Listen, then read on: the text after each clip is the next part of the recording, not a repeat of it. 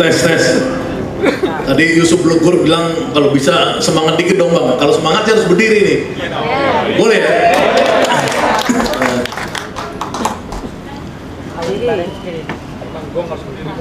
Harus berdiri ya. Terima kasih. Assalamualaikum warahmatullahi wabarakatuh. Saya ucapkan selamat kepada Bung Yusuf Blegur dan teman-teman dari Brownies, Bro Anies. Nih saya pikir tadi ini browniesnya bisa dimakan. Enak kan brownies kan, ya mudah-mudahan nih brownies itu ya menginspirasi untuk berkembang pesat. Posko pilihan rakyat, ini ide dari Bung Tamsil Lindrong, saya ingat dari dulu. Selamat untuk Bung Tamsil ya, pada launching hari ini, insya Allah ini tanda-tanda kemenangan Anies semakin besar.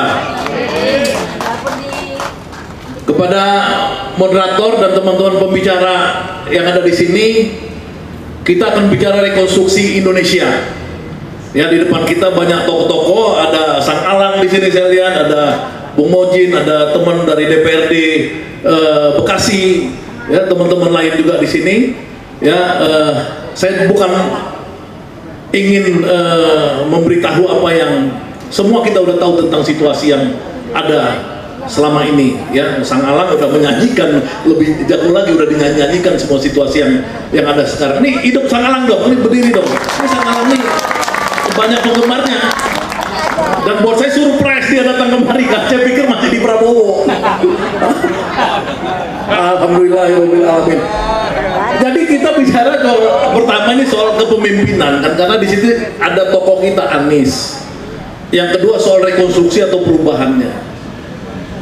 Yang ketiga ini sebenarnya teman-teman mau ngapain nantinya kalau Anies menang atau kalah. Nah saya cerita ya, ini 2012. Supaya tahu, saya itu di penjara 2020. Teman saya itu menelepon salah satu orang paling berkuasa di Indonesia nih. Dia telepon, "Bang, kenapa lu tangkap Saganda? Kan ini zaman demokrasi." Wah, tuh orang bandel lah bilang. Jadi nangkap saya karena bandel. Ceritanya begini teman-teman sekalian, saya tahun 2012 itu saya di approach ya untuk pindah ke Singapura menjadi komandan daripada pemenangan calon yang dulu saya belum tahu itu siapa, dan saya digaji ratusan juta karena saya tuh punya lembaga namanya Sabang Merauke Circle. Orang ini melihat saya punya potensi untuk pertarungan presiden. Jadi di 2012 akhir itu, jadi saya bukan di penjara karena saya ecek-ecek, saya memilih. Jadi 2012 itu saya sesungguhnya itu adalah harusnya jadi direktur ya dari perusahaan yang memenangkan presiden Singapura. Ya, presiden Singapura waktu itu dia nomor urut 5 waktu kampanyenya, tapi kemudian ada perusahaan Polmark, political marketing, bukan yang punya EF. Ini punya skala nomor 3 di dunia, yang nomor 1 punyanya Google yang memenangkan Obama, yang kedua yang Hongaria punya yang memenangkan Merkel. Ini mumpung ada ahli sosial media Pak Mojin, ini saya boleh dicek. Yang ketiga itu yang memenangkan Tan, presiden Singapura. Ya, ini nggak main-main. Saya itu bagian dari proyek itu untuk kerja sama mereka. Kantor saya di Singapura, ya, dengan gaji ratusan juta waktu itu. Nah, saya konsultasi karena saya lihat itu yang ada cuma waktu itu nama Prabowo, Megawati ya 2012-2013 itu yang bersaing. 2012 muncul nama Jokowi.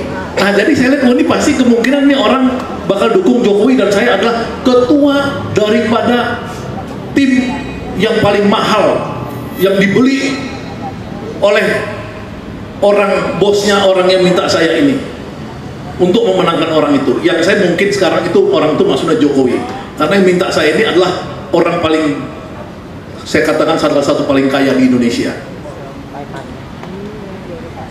Saya diskusi sama teman saya ini cerita, kan lu kan pikiran lu bahwa semua presiden itu harus punya political ideologi, punya pemikiran. Kayak Anies ini punya pemikiran, dia sudah tulis pikirannya di Kompas, bukan orang lain yang nulis. Ya tentang Sepira titik 2, meluruskan jalan meraih keadilan. Dia kemarin pidato di wawancara di televisi ABC News di Australia, dia punya pikiran. Nah ini orang nggak punya pikiran. Nah teman saya bilang, lu tahu nggak cerita di Sunda kan? Saya bilang, cerita apa si Cepot jadi raja. Ini saya harus kasih tahu cerita si Cepot jadi raja. Gimana ceritanya? Nah ini si Cepot kan, ini dulu disuruh ibunya jual ayam ke pasar. Nah, dia bawa ayam nih ke pasar si Cepot. Gluk-gluk-gluk, dia lihat rame-rame di kerajaan itu. Ada apa? Rupanya raja mau meninggal. Nah si Cepot karena kecil badannya, dia nusuk-nusuk sampailah ke depan perbaringan raja itu. Nah raja kemudian bersabda, saudara-saudara semua rakyatku, pada hari ini saya titahkan kalau saya meninggal, yang akan menjadi raja adalah, maksudnya dia mau nunjuk anaknya, tangannya begini langsung meninggal, kena ke si Cepot. Si Cepot jadi raja. Badannya kurus ya? Badannya kurus Cepot. Langsung saya tanya teman saya, ujungnya negaranya gimana? Saya bilang, negaranya akhirnya bubar. Teman-teman sekalian, ketika si Cepot jadi raja, ya ini negara bubar. Konstruksi dari sebuah sistem sosial yang disebut sebagai negara itu tidak bisa dipimpin oleh orang yang tidak punya kualifikasi, tidak punya political ideal, tidak punya rencana-rencana besar membangun bangsanya untuk kepentingan kemakmuran bersama dan keadilan sosial. Ini yang nggak ada 10 tahun terakhir ini, 9 tahun terakhir. Nah saya memilih di oposisi, saya sudah 9 tahun. Ya, teman-teman mungkin nggak tahu 2016 sebenarnya saya harusnya di penjara juga sama Kiflan Zen dan Rahmawati dan lain-lain. Untungnya si Eko nggak datang nih, Eko Sanjaya dari ini yang WA saya kan kabur kan, lu mau ditangkap deh. Nah, waktu 212 saya sama Rahmawati setiap hari waktu itu rapat-rapat penggalangan. Nah di 2020 saya mendirikan sama Anton ini koalisi aksi menyelamatkan Indonesia. Sama Pak Gatot, ada Bung Mojin, ditangkap lah saya. Karena ini memang saya di zaman Soeharto juga saya udah 3 kali ditangkap dan dipenjara. Ya kan, saya pemimpin ITB dulu. Ya, zaman teman-teman saya itu Pramono Anung apa segala, ya Pram agak-agak kabur dikit lah gitu kan. Kita ditangkap, Pramnya kabur gitu. Itu tuh, ya kan, kabur. Ya kan? Nah, kembali ke kita ini, kita harus ketemu pemimpin. Pemimpin itu peristiwa kenabian dalam agama, ya. Kalau bangsanya udah rusak, nah bangsa kita rusak, kita harus cari pemimpin yang dia dalam peristiwa kenabian itu, yang memang dia itu tidak bisa disogok. Itu dulu yang pertama, ya. Baru dia pinter, kemudian dia punya track record. Nah apa yang diperjuangkan oleh Bronis itu ada pada Anies. Saya tidak main-main, tidak ada kepentingan saya. Kalau saya mau puasa, mending di zaman Jokowi saya udah puasa, ya kan? Saya udah ditawarin berapa kali. 2017 saya ditawari ketemu Luhut Panjaitan oleh Ali Mukhtar Ngabalin, teman saya puluhan tahun. Ya, udah di depan pintunya Luhut, saya harusnya diangkat jadi juru bicara Presiden Jokowi 2017. Ya kan, saya nggak mau, ya kan? Jadi saya bukan Pramono Anung, teman kuliah saya udah telepon kan, lu masuk istana eselon 1, saya nggak mau. Dan ini kita memilih aja. Nah, karena saya tahu di sana nggak beres tuh. Kenapa nggak beres? Karena tiap hari kekuasaan itu adalah untuk memperkaya diri. Kekuasaan itu untuk elit, pejabat, pesta pora. Nggak ada. Dulu ketutup, sekarang kebuka. Alhamdulillah kebuka sekarang. Dimulai dengan hal-hal yang di luar kekuasaan manusia. Ya saya ini sama Anton Edi udah di penjara, jadi kita kadang-kadang ya Allah nih gimana sih jalan keluarnya. Tiba-tiba Allah membuka aibnya Jenderal Sambo. Orang pikir nih oknum, nggak mungkin oknum, rame kok, ya kan? Terus Allah membuka lagi aib Teddy Minahasa, Jenderal pedagang narkoba. Waduh gawat. Allah membuka aib lagi hakim-hakim agung.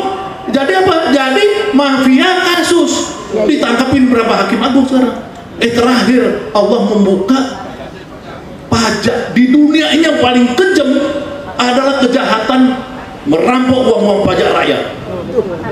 Ya, karena kita setiap hari beli Indomie, setiap hari beli susu, beli apa, semua tuh dipajak. Coba bandingkan Aqua, kita beli Aqua di warung Ucok, itu harganya paling 30.000 satu dos yang isi 48. Ketika kita masuk ke Indomaret itu jadi 45.000. Kenapa? Karena pajaknya kena semua di situ. Warung Ucok dia informal, tidak dikasih pajak, kena lah kita di situ. Nah teman-teman sekalian, untuk Anies itulah yang saya bersaksi bahwa Brownies ini sudah pantas mendukung Anies Baswedan. Yang kedua kita perubahan apa? Ya saya banyak menulis, mungkin mudah-mudahan silakan teman-teman itu membaca tulisan saya, di googling aja Sagana Nainggolan, tulisan saya keluar semua. Pertama yang paling penting adalah bagaimana pikiran Anies itu meluruskan jalan untuk keadilan sosial. Ya, keadilan sosial itu. Orang bilang rakyat di Tanah Merah itu adalah penjahat karena mereka mengambil tanah negara, tanah pelumpang. Ya kita tanya, yang sebelahnya rakyat itu Agung Podomoro, Kelapa Gading dan lain-lain, kok bisa? Kok rakyat Tanah Merah dibilang penjahat, yang situ nggak jahat? Kan kita cuma gitu aja nanya. Karena apa? Karena itu tanahnya sama, dulunya tanah kosong.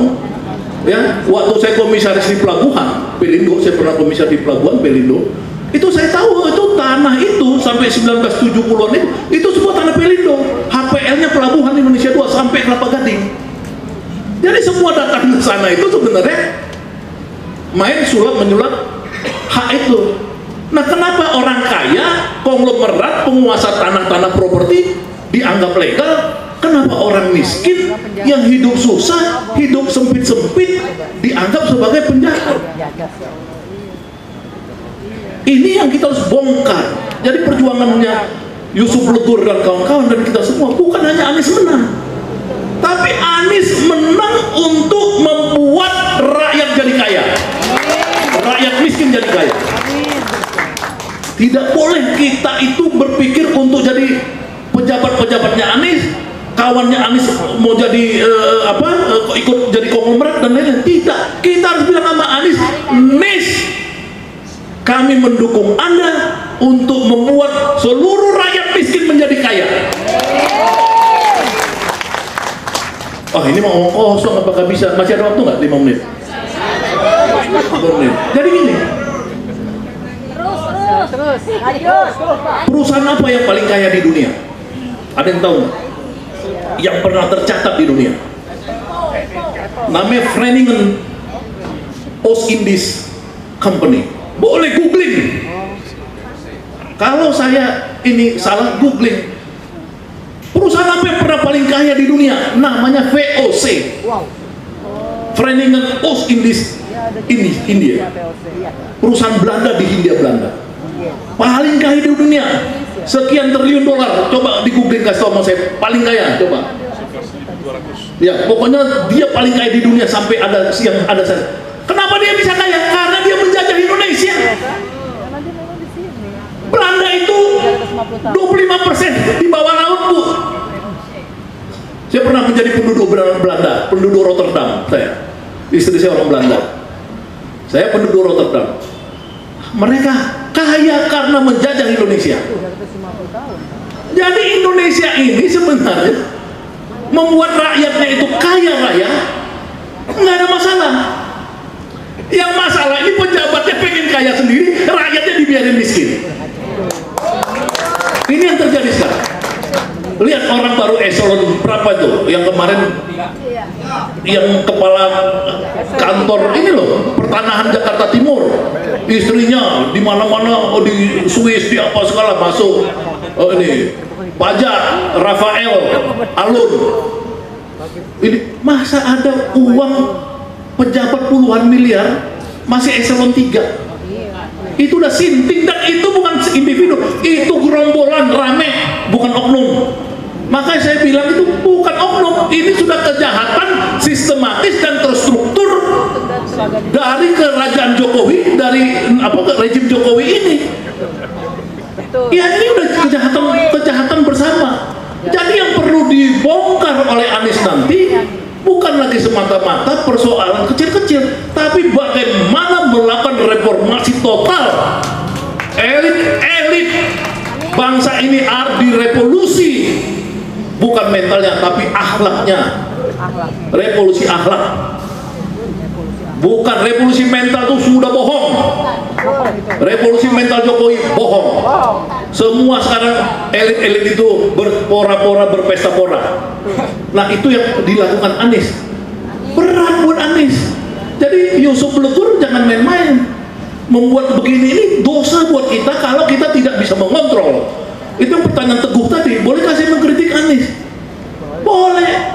Saya menulis, waktu Anies menulis di Kompas tentang Sebira, saya membuat tulisan Sebira atau Siberia. Boleh di Google, Siberia. Apa itu Sebira? Sebira itu adalah bagaimana Anies menjadikan pulau terpencil di Kepulauan Seribu menjadi makmur. Tapi saya bilang di dalam tulisan saya, yang kita butuhkan bukan hanya Sebira, tapi juga Siberia. Apa Siberia itu? Siberia itulah sebuah daerah di Uni Soviet yang bisa minus puluhan derajat minus. Itu tempat penjahat-penjahat Soviet waktu itu dihancurkan, dimatikan di sana. 500.000 orang penjahat-penjahat Uni Soviet dibunuh di pulau Siberia itu. Jadi tugas kita adalah kalau berkuasa, kita tangkapin semua ini orang-orang penjahat-penjahat. Kita masukkan mereka ke penjara, ke pulau-pulau, buru pulau apa, kita kasih bila perlu nyamuk malaria yang banyak di sana. Kita harus balas ini, karena nggak boleh orang merampok tanpa ada hukuman. Itu bahaya. Bahaya itu. Nggak boleh. Bukan saya dendam atau apa. Tidak boleh kita tidak menghukum. Yang baik, yang memang dia itu kaya karena dia memang profesional, dia memang baik karena ini, dia kita bilang ya, memang nggak ada masalah. Yang kita bilang adalah menggunakan negara untuk memperkaya diri. Kita selidikin itu. Bagaimana anaknya Jokowi punya uang ratusan miliar? Diselidikin. Hanya dari jualan pisang. Pisang. Dari jualan apa, Bu? Pisang. Martabak. Mas, bagaimana menjual martabak bisa punya uang ratusan miliar? Nah, mungkin. Hah? Iya, makanya maksud saya. Jadi supremasi hukum dibenerin, birokrasi dibenerin, orang-orang yang lama yang jahat kita penjarakan semua. Ya kan? Tapi kita tidak melakukan itu ya dengan maksud kita itu di luar proses-proses demokrasi. Yang ini yang kesalahan daripada yang sekarang. Ya, dia ini mungkin ada dendam-dendam genetika terhadap masa lalu, isu-isu komunis, todong 566 apa segala ya. Kemudian dendam nggak jelas, nggak bisa begitu, nggak bisa. Kalau kita bilang demokrasi, ya demokrasi. Kalau 5 tahun pemilu, 5 tahun pemilu. Kita juga gitu, kalau kita kuasa 5 tahun pemilu. Jadi nggak boleh mereka tiap 5 tahun harus ada pemilu. Tidak boleh 1 menit pun ditunda. Ya, itulah teman-teman sekalian, saya harapkan kepada Yusuf Legur ya dan teman-teman pendiri dari Brownies ini, kembangkan ini di seluruh Indonesia ya, bagaimana menjelaskan orang tentang sosok Anies ya, baik sebagai personal maupun sebagai ide-ide dan jejak-jejak rekod dia. Yang kedua, bagaimana fungsi daripada Brownies ini mempererat silaturahmi ya dari faksi-faksi yang terutama ada partainya, karena itu ada partai Umat, ada partai Nasdem, partai PKS, ada ini nggak boleh pecah hanya gara-gara nanti masing-masing mau pilkada atau caleg dan lain-lain. Ya, teman-teman Brownies harus bisa membangun silaturahminya. Ya. Yang ketiga adalah kalau Anies berkuasa, kita jangan langsung kita itu pengen A pengen B dulu, tapi yang paling penting buat saya adalah idenya dulu. Ini harus dijalankan. Contoh, kasih tanah untuk semua orang miskin. Makanya Anies harus membuat Kementerian Agraria BPN dirubah jadi Kementerian Land Reformasi Agraria. Nah, itu misalnya. Yang kedua, Anies harus mengganti Kementerian Tenaga Kerja menjadi Kementerian temanya karena sekarang buruh ini dengan undang-undang Omnibus Law dihancurkan. Nah, kita ganti jadi Kementerian Perburuhan, jadi kementerian yang mengurus buruh. Itu dua contoh saja. Kalau kita bisa land reform sama buruh dikasih kaya melalui gaji yang bagus, insya Allah bangsa Indonesia 5-10 tahun akan menjadi rakyat yang makmur, kaya, dan adil merata di bawah Anies Baswedan. Wassalamualaikum warahmatullahi wabarakatuh. Terima kasih. Dasar banget Sagana Nainggolan, Dr. Sagana Nainggolan, ahli sosiologi dan langganan penjara. Dia punya mimpi-mimpi bagus ya. Misalnya tadi kita kirim para penjahat koruptor ya. Dulu kira-kira 2 tahun yang lalu Rizal Ramli juga udah bilang gitu, Ganda. Pokoknya nanti hari pertama berkuasa kita tangkapin 100 koruptor, kita kirim ke pulau yang banyak nyamuk malarianya. Jadi kita nggak ngelahan. Kalau dia mati